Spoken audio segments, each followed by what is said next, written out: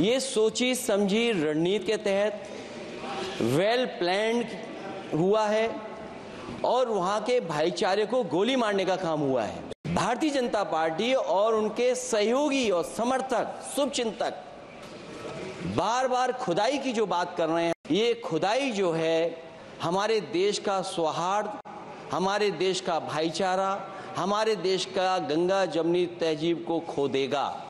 ये लड़ाई दिल्ली और लखनऊ की है। शून्यकाल से अखिलेश यादव जी। मैं धन्यवाद देना चाहता हूं अध्यक्ष महोदय आपका। नहीं, हम जो कमिटमेंट करते हैं ना उसको पूरा करते हैं, लेकिन सब दलों के नेताओं की बात में कमिटमेंट होने के बाद भी आप बेनकाहे जो ठीक नहीं है। अध्यक्ष महोदय, कमिटमेंट में, क्रेडिबिलिटी में आपका कोई जवाब नहीं। नहीं ये कम है। लेकिन दाईं तरफ वाले लोगों का थोड़ा हिसाब किताब अलग है।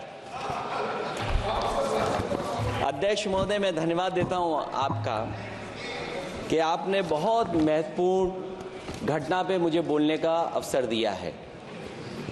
संभल जो इसलिए जाना जाता था कि भाईचारे के साथ वहां रहते हैं लोग, वहां अभी से नहीं, सदियों पुराना भाईचारा हजारों साल से इसी तरह रहते आए हैं। लेकिन अचानक ये जो घटना हुई है, ये सोची समझी रणनीति के तहत वेल प्लान्ड हुआ है और वहां के भाईचारे को गोली मारने का काम हुआ है। जो घटना हुई है वो सोची समझी साजिश है।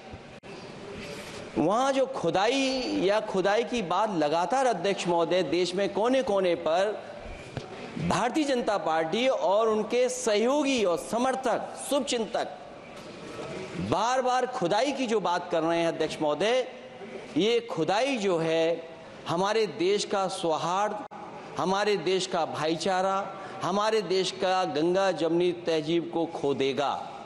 मैं आपका धन्यवाद इसलिए भी देता हूं कि इस महत्वपूर्ण जो साजिश हुई, और वो साजिश सोची समझी इसलिए मैं बोल रहा हूं। उत्तर प्रदेश का चुनाव था, पहले 13 तारीख को चुनाव होना था और 13 तारीख के चुनाव को उन्होंने बढ़ा करके 20 तारीख कर दिया। और इस जो घटना है मैं आपके सामने पढ़ना चाहता हूं। अध्यक्ष महोदय, ये यात्रा रुकी क्यों नहीं है? यात्रा ले जाओ दूसरी तरफ।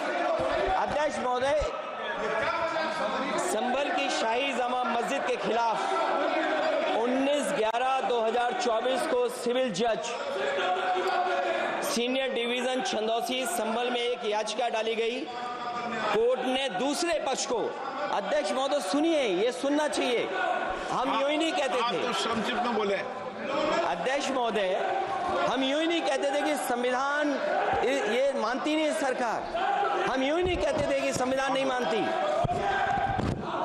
जब प्लेसेस ऑफ वर्शिप एक्ट है, प्लेसेस ऑफ वर्शिप एक्ट है, हम बनते तो बहुत कुछ हैं। संभल के शाही जामा मस्जिद के खिलाफ 19/11/2024 को सिविल जज सीनियर डिवीजन चंदौसी संभल में एक याचिका डाली गई। कोर्ट ने दूसरे पक्ष को सुने बगैर उसी दिन 19/11/2024 को सर्वे के आदेश दे दिए।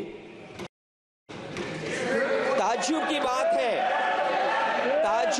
है, संभल के जिलाधिकारी संभल और पुलिस अधीक्षक संभल आदेश को पढ़े बगैर 2 घंटे के बाद सर्वे के लिए पुलिस बल के साथ शाही जामा मस्जिद पहुंच गए।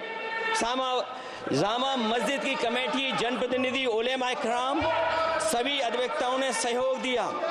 जिलाधिकारी संभल और पुलिस अधीक्षक संभल ने 2.5 घंटे सर्वे के बाद कहा, आप सब सर्वे पूरा हो चुका है और अब रिपोर्ट कोर्ट को भेज दी जाएगी।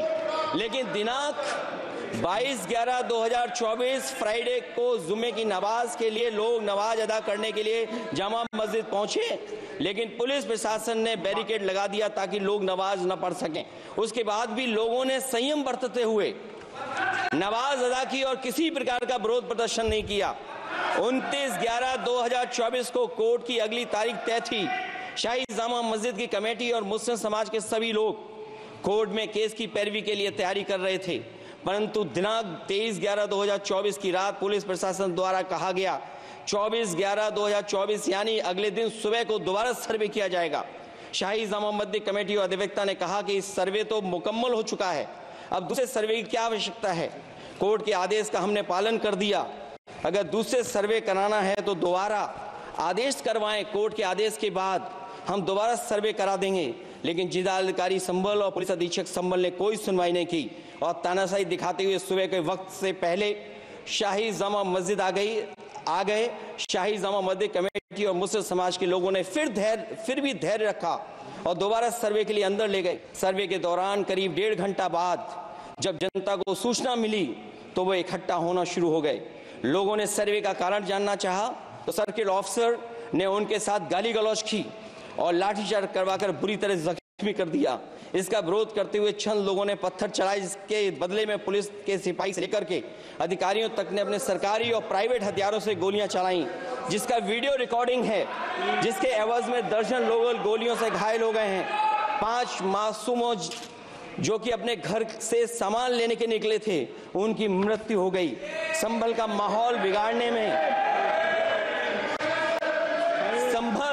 संभल का माहौल बिगाड़ने में याचिका दायर करने वाले लोगों के साथ पुलिस और प्रशासन के लोग जिम्मेदार हैं। इनको निलंबित किया जाना चाहिए और हत्या का मुकदमा चलाया जाना चाहिए, जिससे कि लोगों को इंसाफ मिल सके और आने वाले समय में कोई इस प्रकार की संविधान के खिलाफ और गैर कानूनी घटना को अंजाम न दिया जा सके। अध्यक्ष महोदय, ये लड़ाई दिल्ली और लखनऊ की है।